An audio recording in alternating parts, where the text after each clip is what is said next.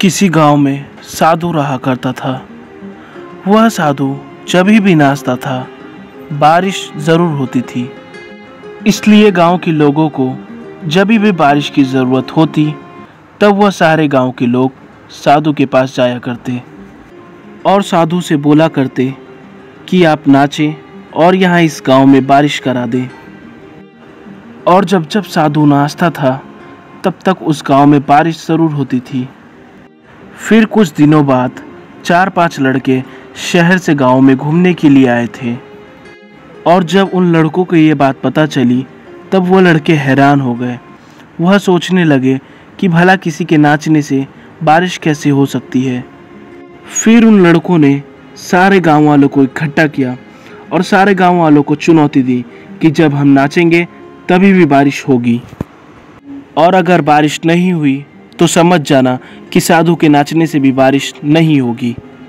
फिर गांव के सारे लोग उन चारों लड़कों को लेकर साधु के पास गए और साधु को सारी बातें बता दी।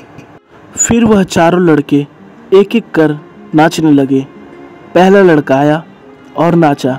वह आधे घंटे तक नाचता रहा लेकिन फिर भी बारिश नहीं हुई और वह थक कर बैठ गया। फिर दूसरा लड़का आया। वह 1 घंटे तक नाचा और थक कर बैठ गया लेकिन बारिश नहीं हुई। ऐसे करते करते सारे लड़के आए और नाचे और सारे ही लड़के थक के बैठ गए लेकिन बारिश नहीं हुई। अब बारी साधु की थी। साधु आया, नाचा लेकिन बारिश नहीं हुई। धीरे धीरे 2 घंटे बीत गए लेकिन बारिश नहीं हुई। साधु कहाँ रुकने वाला था। देखते ही देखते शाम हो गई लेकिन बारिश नहीं हुई। फिर धीरे धीरे बादलों की गरजने की आवाज़ आने लगी और देखते ही देखते थोड़ी देर में बारिश होने लगी। बारिश होने पर वह चारों लड़के चिंतित हो गए। वह सोचने लगे कि हमारे नाचने पर बारिश नहीं हुई किंतु ये साधु नाचा तो बारिश क्यों हो गई।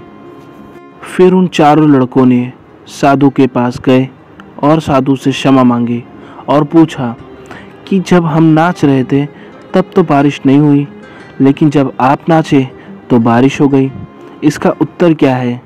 तो साधु ने बोला, मैं नाचने के पहले 2 चीज़ें सोचता हूँ।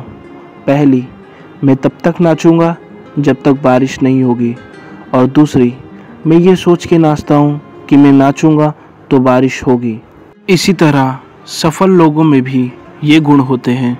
वह अपना कार्य तब तक करते हैं जब तक कि इसमें सफल न हो जाए। वह जो काम करते हैं उनमें उन्हें सफल होने का पूरा भरोसा होता है।